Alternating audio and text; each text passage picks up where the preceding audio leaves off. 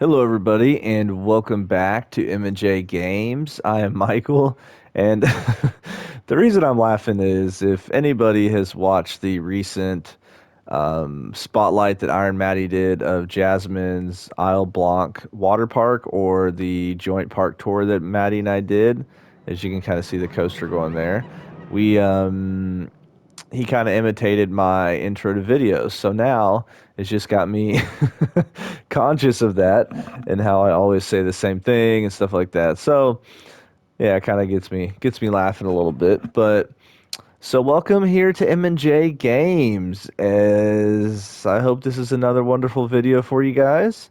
And as you can kind of see, I'm showing you the layout here of this beautiful, beautiful Giga coaster.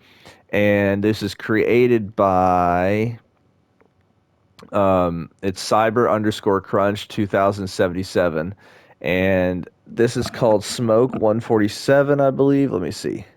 Yeah, Smoke 147. And this is modeled after I305. So it's not an exact, it's just inspired by, because if this was exact, that second hill would actually go underneath the lift hill. But this is a really, really cool job by this creator, and this was created using the 4 meter method. And there's definitely some extra smoothing that needs to happen. But overall, I mean, this is just an amazing creation that I wanted to spotlight with you guys and just show you kind of not just the layout and the design of it and how close it is to I305, but the custom supporting, the realism, the transfer track, just everything about this coaster.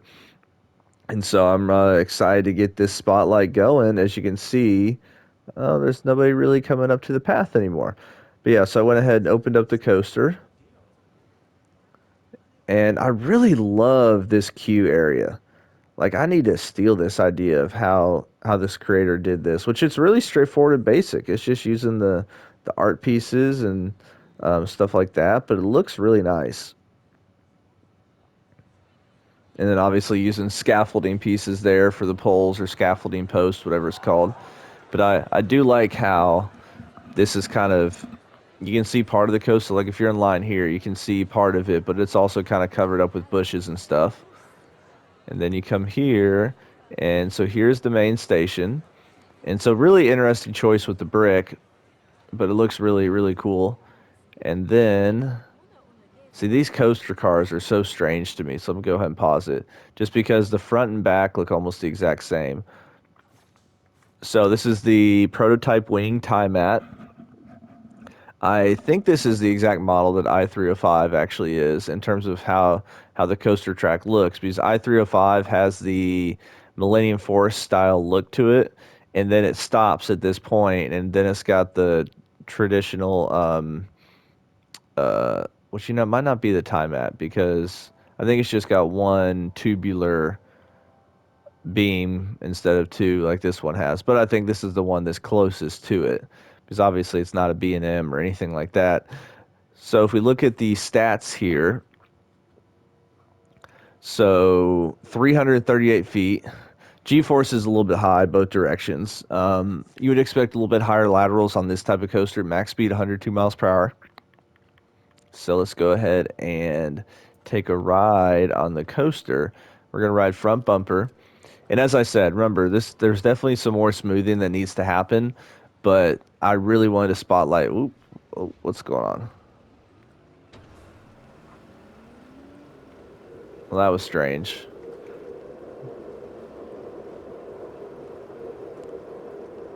And I like the use of how the lights are put, and they're turned kind of sideways a little bit. So we'll definitely check this out at night and see how well this is lit up.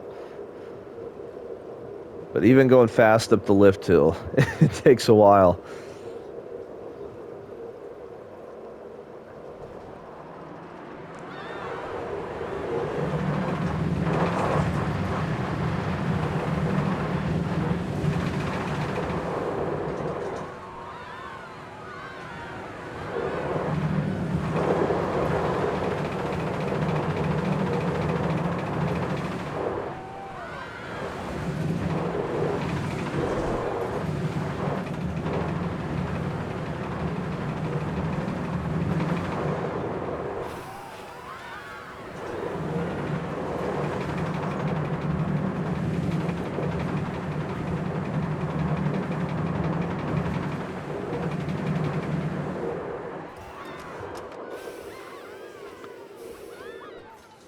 So as I said, definitely needs some smoothing, but it's not that far off.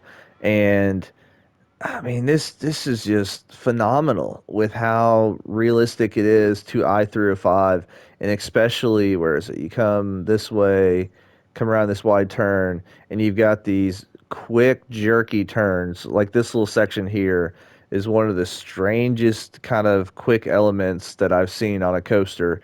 Because if you watch the POV and if you've actually ridden the ride, like it's not, I mean, not saying it's unsmooth because it's not unsmooth, but it's not one of those where you just smoothly turn into the bank. I mean, this thing, it whips you into the bank, whips you into the bank the opposite way. I mean, it is just, it's intense. Like it's an intense coaster. Now, really well done. Like I said, I think there's just, because it's such small pieces of track, and yeah, good trims right there because it does actually have trims there in real life. I think it's harder to go about smoothing it, in my opinion, because you can see there's some parts like right there just need a little bit of smoothing. But absolutely love the direction that this coaster went, or this creator went with the coaster. And then look at these custom supports too. And so this is actually, those are just, sorry, what was it say? I think it's just coaster supports. Yeah, so this coaster support, I'm sure, is the creator trying to give it that Millennium Force style track look. Because once it gets here, that track style stops and you just have the support that goes down, and then you have these support pieces going out here. Maybe one thing I'd do is add a connector, one of those connectors to the coaster. But really, really good custom supporting. I mean, this is not anything that's overly complicated. It's just a matter of taking the time to kind of get it initially started, because I'm sure all of these are just angle snap to like 15 or 30 degrees and so forth. But really phenomenal. And then using this fencing too. And so this is 32%. And one thing that's crazy is if you delete this coaster, because of how long it is and it's been used in the 4 meter method, it takes up 13% on a PS5. Which means if this was a PS4, this one coaster alone, no supports, no scenery, nothing, would take up almost 20%, if not more. That's just ridiculous and crazy. And so I can't even imagine the amount of time this took. So let's look at night real quick. Yeah, I mean that looks great. That looks awesome. Really, really well done. So as you can see from afar, it's really lit up. And then let's look at the realism aspects here for a second. So back here, you have the transfer track. So you've got the supports here, and you've got the iron girder. I feel like you could just put the locomotive rail on there to help the show that it would slide over. I like the touch of having this little black circle at the end, is like the track would kind of touch up against that if needed. Really well done. And then obviously here's a transfer track. Could have decked down maybe a little bit more for how detailed everything else is, but it looks great. And I like how you've got this little walkway too, and you've kind of got this covering protective area for employees getting in and out. And then I like the fence choice, to be honest. I like using this. Now, one thing you could have done is, I don't know how this would look, so that's why I'm testing this out this way.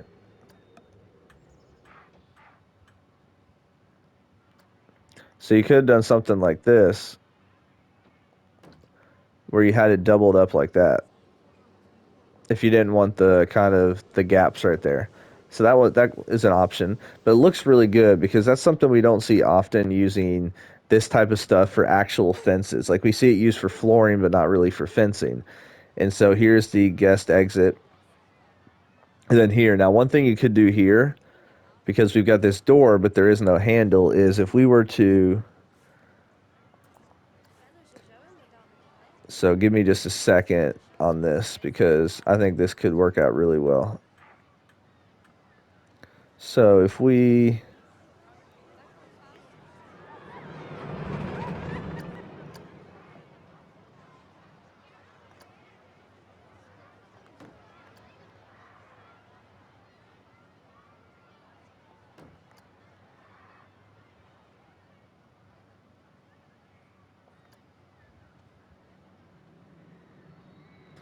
Yeah, we'll leave it like that for right now. Who cares about the splicing or whatever it's called right now? So if you go to create, and it's actually in the studio pack, but it's called a bull bar.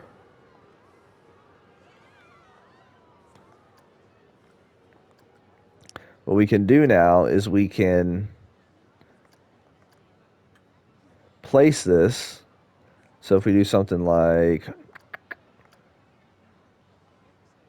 so this is such a large gate, what we can, okay, let's say we wanted to open this way. So you can put it there, and then,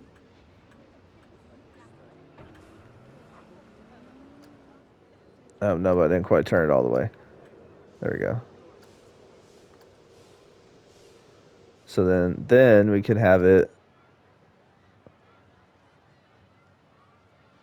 on this side. So then it just gives it, and you can kind of outline the other parts of the door if needed, but just kind of gives it that extra little realism aspect of the fact that this is a gate that can open up. And so if you've got something that is thick enough, and really it needs to be like the thickness of a wall, you can use the bull bar because it's not going to show through on the other side.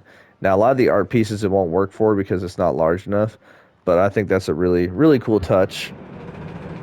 And then here, I mean, that's awesome. I guess that obviously comes with the coaster, but it still looks nice in that area. And so yeah, that's it. I'd love to hear your guys' thoughts and opinions. What do you think of the coaster? What do you think of the backstage area? Like I said, I just love the realism with this. I love the fact that it's modeled after I305. I love how much it looks like I305, and just the view of it is phenomenal. So as always, make sure to hit that like button and make sure to go download and rate this on the workshop and have a wonderful rest of your day.